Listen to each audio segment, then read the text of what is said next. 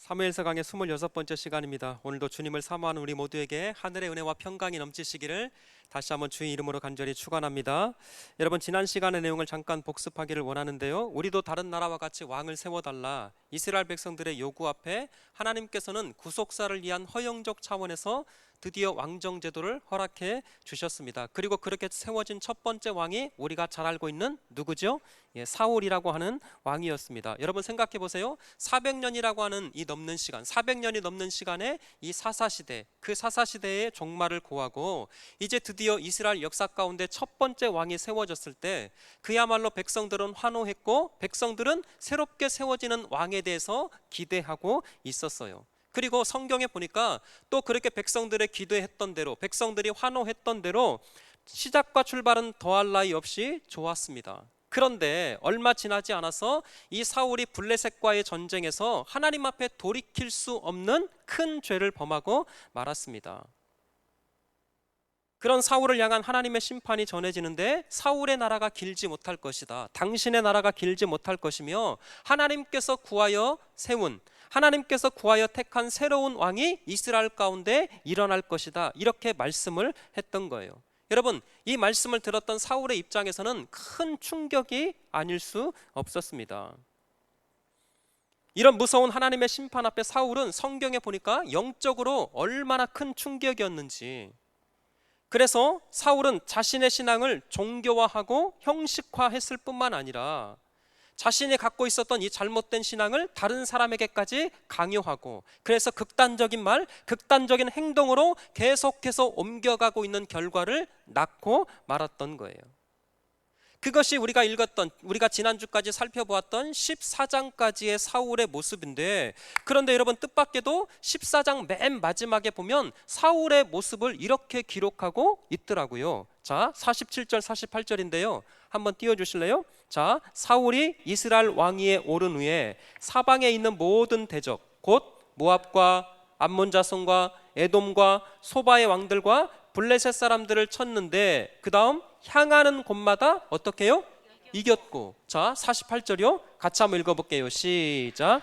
용감하게 아말렉 사람들을 치고 이스라엘을 그 약탈하는 자들의 손에서 건졌더라. 아멘. 감사합니다. 지금 여기 보시면 사울에 대한 평가가 어떤가, 얼핏 보기에는 긍정적이고 지금 성경이 사울에 대한 칭찬 일색으로 평가되고 있는 것 같아요. 그래서 향하는 곳마다 이겼다, 용감하게 아말렉 사람들을 치고 약탈하는 자들의 손에서 건졌더라.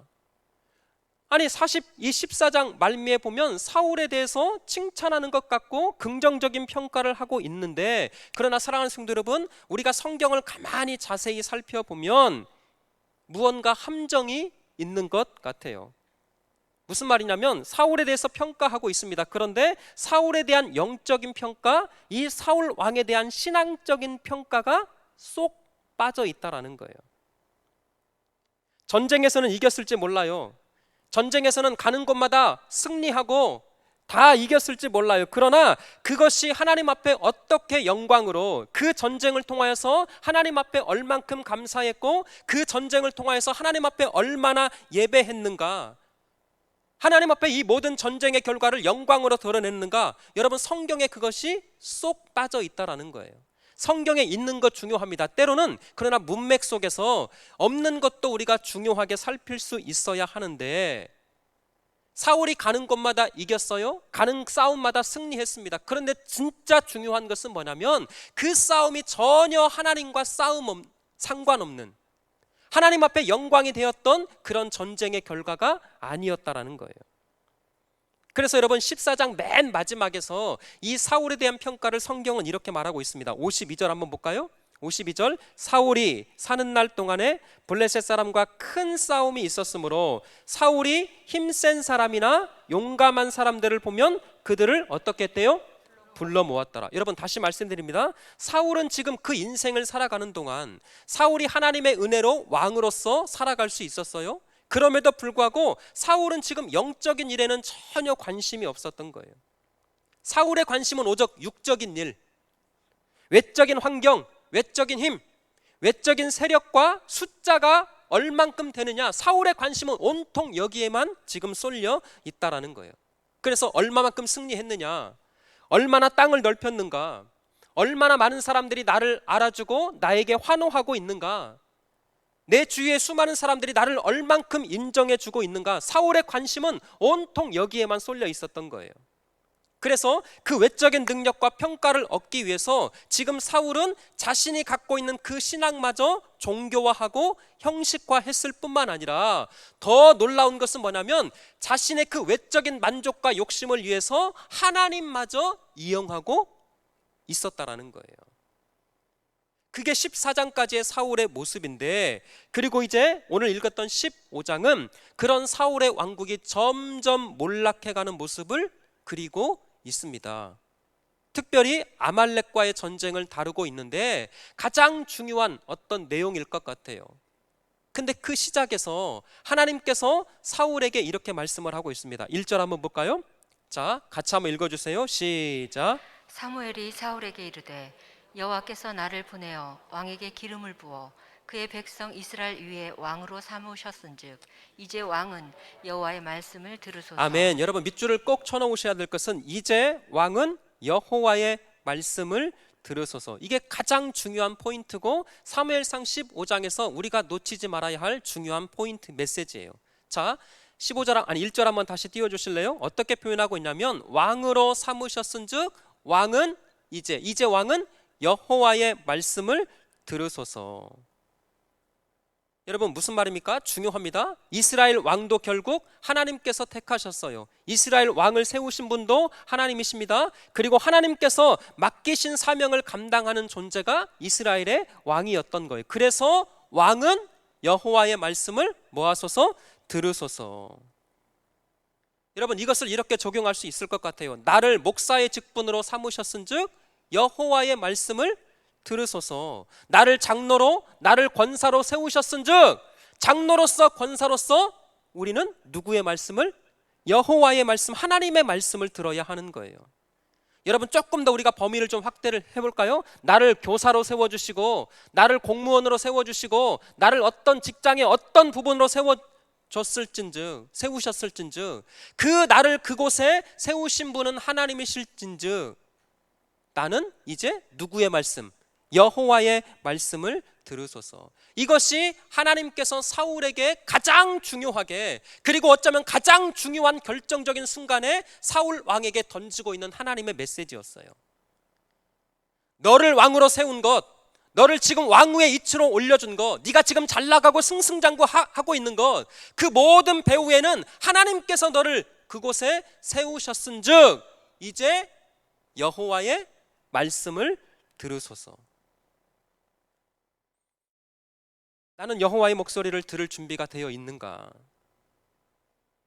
나는 과연 하나님의 말씀을, 하나님의 그 목소리를 듣기 위해서 얼마만큼 엎드리고 얼마만큼 시도하고 얼마만큼 하나님 앞에 작정하여 기도하고 있는가? 다시요 사랑하는 성도 여러분, 중요합니다. 지금 사울에게 아직까지 기회가 남아 있어요. 물론 블레셋과의 전쟁에서 엄청난 큰 실수, 신학적인 실수, 신앙적인 실수를 범한 것 맞아요. 그러나 그 한 번의 실수가 완전히 끝나는 것은 아니었습니다. 이제 어쩌면 이 아말렉과의 전쟁에서 다시금 하나님께서 가장 중요한 마지막 기회를 사울 왕에게 던지고 있는데, 야, 너 헌금 많이 해라, 너 봉사 많이 해라.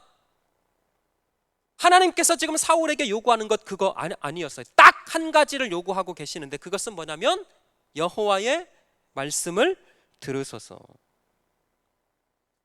여러분 왕으로서의 역할과 직무의 가장 중요한 것은 다른 것이 아니었습니다. 예를 들어 인사정책을 펴는 것 너무나 중요하죠. 국방과 외교, 경제 분야, 민생복지 얼마나 잘 세우는가 중요합니다. 그러나 성경이 말하는 왕의 역할에서 가장 중요한 것은 죄송한데 그런 것 아니었어요. 하나님께서 지금 말씀하시는 왕의 역할, 왕의 제도에서 가장 중요한 것은 뭐냐면 여호와의 말씀을 들으소서. 여러분 말씀을 묵상하면서 제가 이런 생각이 들었어요. 예나 지금이나 구약이나 신약이나 변함없는 절대 진리, 내가 어떤 자리, 어떤 위치에 있든지 그 자리에서 하나님의 말씀을 가장 우선 듣고 그 위치에서 하나님의 말씀에 순종할 수 있을 때 저는 확신합니다. 악하고 더러운 이 험악한 세상을 살아간다 할지라도 우리 주께서 그 사람을 통하여서 하나님의 놀라운 구원의 역사를 이루어 가실 줄 믿습니다. 우리 구의중앙교회가 우리 믿음의 성도들이 그렇게 쓰임 받자고요. 2절 3절 한번 보시면 만군의 여호와께서 이같이 말씀하시기를 아말렉이 이스라엘에게 행한 일 곧 애굽에서 나올 때에 길에서 대적한 일로 내가 그들을 벌하노니 3절 지금 가서 아말렉을 쳐서 그들의 모든 소유를 남기지 말고 진멸하되 남녀와 소아와 젖먹는 아이와 우양과 낙타와 나귀를 어떻게 해요? 죽이라. 여러분 잘 들어보세요. 이 3절이 중요한 것은 뭐냐면 하나님께서 무려 400년 전의 이야기를 꺼내고 있는 거예요. 몇 년 전이요? 400년. 이스라엘 백성들이 출애굽을 할 때 이스라엘 백성들이 애굽에서 나와서 광야길을 걸을 때 그 길에서 이 아말렉 사람들이 이스라엘 백성들을 대적했어요. 그 일로 말미암아 아말렉 족속을 다 뭐하라? 진멸하라. 여러분 그러고 보면 젊은 사람들이 이런 단어를 써요. 하나님은 진짜 뒤끝 장렬이세요. 몇 년 전이요? 무려 400년 전에 그 이야기를 꺼내면서 과거 400년 전에 이스라엘 백성들을 괴롭혔던 그것을 기억하시고 그에 대한 아말렉 족속들을 심판하고 진멸하라. 여러분 제가 이 말씀을 놓고 기도하면서 이렇게 기도했어요. 하나님께 찍히지 않는 인생 되기를 원합니다. 왜냐하면 하나님 앞에 한번 찍히면 아니 4년 전도 아니고 40년 전도 아니고 몇 년 전? 400년 전에 그 이야기를 그 사건을 정확하게 기억하시고 잊지 않으셨다가 그 일 내가 기억하고 있으니까 이번 기회에 아말렉 족속 다 진멸하라. 여러분 하나님 앞에 이렇게 찍혔더니요 아말렉 족속을 모두 다 진멸하라고 하는 이런 명령이 떨어지는데 아말렉에 거하는 모든 남녀와 소아와 심지어는 젖먹는 어린아이라 할지라도 그리고 한 걸음 더 나아가서 우양과 낙타와 나귀까지 몽땅 진멸하라. 이것이 지금 사울에게 주셨던 마지막 기회로 주시는 하나님의 말씀이었고 명령이었던 거예요. 자, 4절 한번 읽어볼까요? 그래서 이 명령이 어떻게 이제 이루어지는지 자 4절 같이 한번 읽겠습니다. 시작. 사울이 백성을 소집하고 그들을 들라임에서 세어보니 보병이 20만 명이요 유다 사람이 10,000명이라. 예, 사울이 나팔을 불어서 전쟁을 해야 되기 때문에 나팔을 불어서 백성들을 소집했는데요. 소집된 이 백성의 수가 어마어마했습니다. 이스라엘에서 무려 20만 명이 모였고요. 유다 지파에서 또 따로 10,000명이 모였기 때문에 21만 명의 군대가 모였던 거예요. 당연합니다. 아말렉이라고 하는 이 족속들을 다 진멸해야 됐기 때문에 많은 수의 군대가 필요했고 중요한 것은 하나님께서 그 백성들의 마음을 감동시켜 주셔서 이 아말렉과의 전쟁에 모두 다 동참할 수 있도록 마음을 움직여 주셨던 거예요. 근데 여러분 제가 말씀을 읽으라고 하는 이유가 있습니다. 자 5절 6절 한번 보시면 사울이 아말렉 성에 이르러 골짜기에 복병시키니라. 6절 사울이 겐 사람에게 이르되 아말렉 사람 중에서 떠나가라 그들과 함께 너희를 멸하게 될까 하노라. 이스라엘 모든 자손이 애굽에서 올라올 때에 너희가 그들을 선대하였느니라. 이에 겐 사람이 아말렉 사람 중에서 떠나니라. 여러분 보세요. 뜻밖에도 이 아말렉 사람과의 전쟁을 앞두고 치기 전에 겐 사람들에게 아말렉 지역에서 모두 다 떠날 것을 이야기하는 거예요. 왜일까 봤더니 마찬가지입니다. 이스라엘 백성들이 광야를 행군할 때 이 겐 사람들은 뜻밖에도 이스라엘 백성들을 선대해 줬어요. 저 여기서 또 한 번 놀랐어요. 진짜 하나님은 잊어버리셔요? 안 잊어버리셔요? 아이고 좀 잊어버렸으면 좋겠어요. 가끔은 우리 죄, 우리 실수와 허물은 잊어버리셨으면 좋겠어요. 하나님이요 무려 400년 전에 있었던 그 겐 사람들의 그 선대를 정확하게 기억하시고 그들을 구원하시고 있는 거예요. 모든 것을 기억하고 계시다가 아말렉 족속은 진멸하고 겐 사람들은 구원하라. 사랑하는 성도 여러분, 그래서 하나님 앞에 회개할 것 있으면 다 회개하시기를 축원합니다. 하나님 앞에 그래서 은혜와 긍휼을 받는 인생이 얼마나 중요한지 모르겠어요. 자, 그렇게 아말렉 족속을 치기 전에 겐 사람들은 다 떠나가라 이렇게 명령을 하고 있고요. 그래서 7절 8절에 보면 이 전쟁이 이제 이렇게 시작됩니다. 7절 한번 띄워주실래요? 사울이 하윌라에서부터 애굽 앞 술에 이르기까지 아말렉 사람을 치고, 자 8절 시작. 아말렉 사람의 왕 아각을 사로잡고 칼날로 그의 모든 백성을 진멸하였으되. 아멘. 감사합니다. 혹시 4절부터 우리가 8절까지를 쭉 읽었는데 혹시 여러분 발견하셨을지 모르겠어요. 4절부터 8절까지 전쟁을 행하는 과정과 결과를 쭉 짧은 문장에서 이야기하고 있는데 뜻밖에도 모든 문장의 주어가 누구라고 기록되고 있지요? 그렇죠. 사울이라고 기록되고 있어요. 사울이 소집하고, 사울이 복병시키고, 사울이 명령하고, 사울이 아말렉 사람을 치고 진멸하였다. 이렇게 정리하고 있습니다. 여러분, 이게 왜 중요하냐면 성경 한 절 한 단어 한 문장이 그냥 기록될 리 없거든요. 성경은 인간이 기록한 것이 아니라 하나님께서, 성령께서 원저자이기 때문에 이런 작은 표현을 통해서 무언가 중요한 메시지를 우리 구의중앙교회, 우리 독자들에게 지금 던져주고 있습니다. 4절부터 계속해서 주어가 사울이. 근데 여러분 9절 한번 볼까요? 9절에는 또 이렇게 시작하고 있네요. 9절 시작. 또는 기름진 것과 어린 양과 모든 좋은 것을 남기고 진멸하기를 즐겨 아니하고 가치 없고 하찮은 것은 진멸하니라. 아멘. 여러분 3절과 아까 비교를 해볼 때 하나님의 명령은 모든 것을 어떻게 하라? 진멸하라. 예, 하나님의 명령은 남녀는 물론 심지어는 젖먹는 어린아이까지, 그리고 모든 짐승에 이르기까지 다 진멸하라. 이것이 하나님의 명령이었어요. 그러나 사울과 백성이 모든 좋은 것을 남기고 가치 없고 하찮은 것만 진멸하였더라. 자, 질문 던질게요. 지금 사울이 하나님의 말씀에 순종한 건가요? 아니면 불순종한 건가요? 다시 이렇게 질문 드릴게요. 사울이 지금 아말렉과의 전쟁에서 99개는 순종했어요. 그러나 딱 하나만 순종하지 않았어요. 그러니까 99개는 순종했고 하나만 지금 불순종했습니다. 그러면 다시 질문 던질게요. 사울이 하나님의 말씀에 순종한 걸까요? 불순종한 걸까요? 예. 하나님이 보실 때 99개는 순종했고 나머지 하찮은 거는 불순종했기 때문에 그냥 우리 싸잡아서 순종한 것으로 하자, 하나님이 그러셨어요? 아니셨어요. 자, 잘 보세요. 다시. 지금 아까 제가 이 주어에 대해서 이야기를 했는데 전쟁을 치릅니다. 그리고 전쟁을 치르면서 사울의 지도력이 부각되는 것에는 모든 주어가 다 사울로 쓰여져 있어요. 사울이 명령하고, 사울이 복병시키고, 사울이 진멸하되. 근데 아까 우리가 9절에 보시면 하나님 앞에 범죄를 저지르는 것에는 사울과 백성이 함께한 것으로 주어가 사용되고 있는 거예요. 이거 중요합니다. 여러분 머릿속에 일단 기억해 두시고 한 걸음 더 나아가서 사울이 어떻게 이 전쟁의 대미를 장식하느냐. 12절입니다.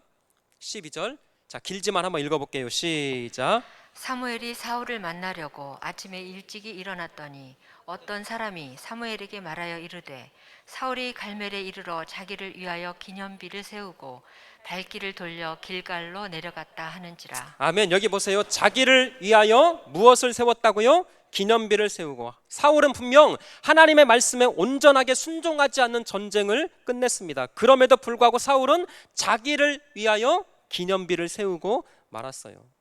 도대체 이게 무슨 문제가 될까? 여러분, 사울은 언약 백성이었습니다. 언약 백성으로서 행하는 모든 전쟁은 신들의 전쟁이었고 여호와의 전쟁이었어요. 그래서 모든 싸움을 주관하시고 모든 싸움 가운데 승리를 허락해 주시는 분은 오직 하나님이셨습니다. 왜? 하나님께서 싸우시는 전쟁이었기 때문에. 그럼에도 불구하고 사울은 오늘 성경에 보니까 그 모든 전쟁을 가능케 하시고 그 모든 전쟁을 주관하시고 그 모든 전쟁에서 승리를 주신 하나님 앞에 예배했거나 하나님 앞에 찬양했거나 하나님 앞에 경배했거나 그런 말 하나도 없어요. 맨 마지막 끝은 사울은 자기를 위하여 무엇을 세웠다? 기념비를 세웠다. 여러분, 만약 사울이 이방인의 왕이었다면, 언약 백성이 아니었다면 자기를 위하여 기념비를 세우든 세우지 않든 아무런 상관이 없었어요. 그러나 하나님의 언약 백성은요, 최고의 순간에, 가장 그 정점의 순간에 이 모든 것은 하나님께서 하신 것입니다. 언약 백성의 그 모든 주도적의 관점은 여기에 있어야 했던 거예요. 근데 뜻밖에도 사울은 모든 승리의 결과, 모든 승리의 끝에 그 모든 전쟁을 주관하시고 그 모든 전쟁에서 승리케 만드신 하나님을 위하여 하나님께 예배하며 하나님께 경배하며, 그것이 아니라 맨 마지막은 뜻밖에도 자기를 위하여 기념비를 세웠다. 자, 성경에서 여러분 다윗과 한번 비교를 잠깐 해보자고요. 사실은 성경에서 다윗만큼 전쟁에서 승리한 사람이 없었습니다. 그야말로 수많은 전쟁에서 백전백승. 여러분, 그런데 놀라운 것이 있어요. 성경에 보면 다윗을 위한 기념비가 있을까? 단 한 군데도 없습니다. 다시 왜 이게 중요하냐면, 다윗은 그야말로 이스라엘 백성들의 영웅이었습니다. 지금도 이스라엘 나라, 저 팔레스타인 이스라엘 나라는요, 다윗과 같은 메시아를 지금도 기다리고 있어요. 그리고 심지어는 그들이 사용하는 이 국기에 다윗의 별을 그려놓고, 그런 다윗과 같은 위대한 사람이 이 땅 가운데 와서 우리 이스라엘을 구원할 것이다, 그렇게 지금도 여길 만큼 다윗에 대해서 아주 영웅적으로 생각하고 있어요. 그런데 무슨 일인지 성경은 물론 역사에도 다윗을 위한 기념비가 있다거나 다윗을 칭찬하거나 다윗을 영웅적으로 묘사하는 내용이 한 군데도 없어요. 그래서 잘 들어보세요. 심지어는 어떤 고고학자는 다윗이라고 하는 인물은 실존 인물이 아닐 것이다, 사람들이 만들어낸 인물이다, 이렇게까지 말을 해요. 왜? 역사적인 자료가 없기 때문에. 인간은요, 사람은요, 인간의 모든 역사는 조금만 공이 있어도 기념비를 세우고, 조금만 공이 있어도 박물관을 만들고, 조금만 뭔가 있어도 그 사람을 위해서 그 사람의 이름을 걸고 기념 사업회를 하고, 이렇게 이름을 내는 것이 일반적인데 뜻밖에도 성경에서 다윗은 그런 것이 하나도 없는 거예요. 다시 중요합니다. 근데 반대로 사울은 정확하게 그 반대의 모습을 띠고 있었던 거예요. 자기를 위하여 기념비를 세우고. 그래놓고요, 13절에서 사울을 만나자마자 모든 전쟁이 딱 끝났어요. 그리고 사울이 찾아옵니다. 그 사울을 만나자마자 13절에 이렇게 말을 하는 거예요. 내가 여호와의 명령을 어떻게 해요? 행하였나이다. 왕은 이제 여호와의 말씀을 들으소서. 사울이 사무엘을 만나서 내가 여호와의 명령대로 행하였나이다. 그러니까 사울은 이런 뜻이죠. 내가 99%는 순종했으니까 하나님의 말씀대로 행했습니다. 하나님의 말씀대로 순종했습니다. 여러분, 제가 여기서 중요한 한 가지 사실을 발견했어요. 사람이 은혜가 없으면, 사람이 성도가 인생을 살아가면서 하나님께로부터 주어지는 이 은혜가 사라지는 순간 언제나 자신의 공로가 앞서기 마련이다. 여러분, 어떠십니까? 지금 신앙생활을 하고 있는 저와 여러분들, 하나님의 은혜로 고백하고 계신가요? 아니면 여전히 내가 했어, 내가 이 정도는 했으니까, 그렇게 여전히 내 공로가 앞서고 있느냐고요. 그런 사울의 모습을 사무엘이 이제 책망하기 시작합니다. 그러자 사울이 변명을 하는데 마지막 하는 변명이 15절이에요. 15절 같이 한번 읽어볼까요? 15절 시작. 사울이 이르되 그것은 무리가 아말렉 사람에게서 끌어온 것인데 백성이 당신의 하나님 여호와께 제사하려 하여 양들과 소들 중에서 가장 좋은 것을 남김이요 그 외의 것은 우리가 진멸하였나이다 하는지라. 아멘. 여러분 잘 보세요. 15절 잠깐 띄워주실래요? 9절에서는 사울과 백성이, 지금 여기서 변명할 때는 누구로 또 바뀌죠? 무리가, 백성이 한 것이라고 말하고 있어요. 그리고 맨 마지막, 그러나 하나님의 명령대로 순종하며 진멸했던 것은 누가 했다라는 거예요? 우리가 했다라는 것인데 사실은 내가 했다라는 거예요. 그러니까 보세요. 잘못은 백성들이 했고 그나마 순종은 누가 했어요? 내가 했다라고 하는 거예요.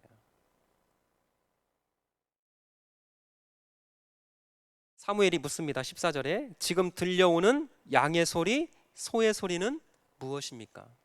그래서 15장에서 가장 중요하게 등장하는 키워드가 소리예요. 소리. 양의 소리, 소의 소리, 백성의 소리. 그리고 아까 우리가 읽었던 1절에서 여호와의 말씀의 목소리가, 원래는 소리가 들어있어요. 나는 과연 어떤 소리가 가장 크게 들리고 있는가?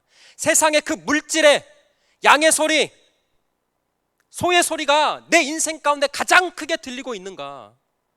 아니면 명예와 인기를 추구하는 백성들의 그 소리가 내 인생 가운데 가장 크게 들리고 있는가? 아니면 내 인생, 세상의 목소리, 그 어떤 물질과 명예의 목소리가 가장 크게 들리고 있는 것이 아니라 하나님의 그 말씀의 목소리를 가장 크게 듣고 있는가? 지금 15장에서 성경이 저와 여러분들에게 묻고 있고 던지고 있는 가장 중요한 질문, 나는 과연 어떤 소리를 가장 크게 듣고 있느냐고요. 사울이 대답합니다. 백성들이 좋은 것을 남겼습니다. 그나마 책임을 백성들에게 전가하고 있어요. 양과 소의 가장 좋은 것은 그나마 하나님 앞에 제사하기 위해 남긴 것입니다.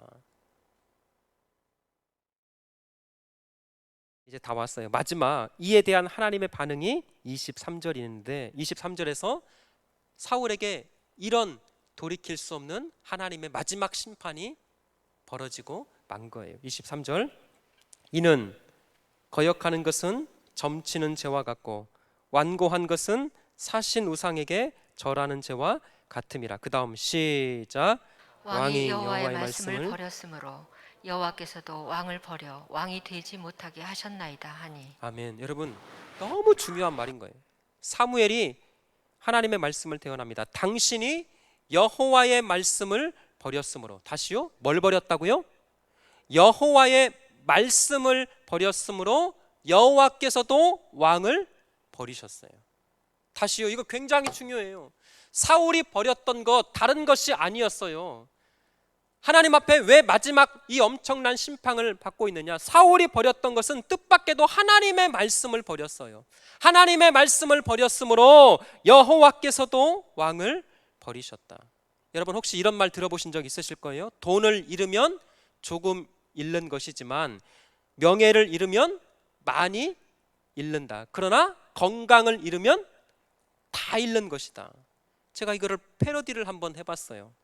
돈을 잃으면 조금 잃는 것이고, 명예를 잃으면 많이 잃는 것이고, 건강을 잃으면 돈과 명예 다 잃는 것입니다. 그런데 하나님의 말씀을 잃어버리면 이 땅의 것은 물론 저 하늘의 것도 다 잃어버릴 수 있겠구나. 다시 이거 굉장히 중요한 것 같아요. 하나님의 말씀을 잃어버린 자, 왜 우리 사랑하는 성도들이, 왜 우리 구의중앙교회 여러분들이 이 땅을 살아가면서 남겨진 인생 가운데 왜 하나님의 말씀을 그렇게 붙들어야 할까요? 말씀보다 기도보다 앞서가지 말도록 왜 우리가 그렇게 기도하고 외치고 있을까요? 진짜 하나님의 말씀을 버리면 이 세상 가운데 돈 잃을 수 있어요. 명예 잃을 수 있더라고요. 거기서만 끝나도 괜찮아요. 그런데 하나님의 말씀을 버리고 하나님의 말씀을 잃어버렸을 때 어쩌면 이제 오는 세상, 그 영원한 하나님의 나라와 그 구원과 그 축복과 그 평안까지도 잃어버릴 수 있더라. 사랑하는 성도 여러분, 어떤 상황에서도 하나님의 말씀을 잃어버리지 않고, 어떤 자리, 어떤 상황에서도 하나님의 말씀을 붙드는 거룩한 종들 될 수 있기를 주의 이름으로 축원합니다. 예, 하나님의 말씀을 붙드는 것이 사는 길이에요. 당장에 손해보고 내 생각과 다르고 내게 유익이 되지 않는 것처럼 보이지만, 그러나 성경은 한결같이 말하고 있어요. 하나님의 말씀을 붙드는 것이 진정한 성공이요 행복이다. 할렐루야! 아멘 하세요. 할렐루야! 예수 따라가며 복음 순종하면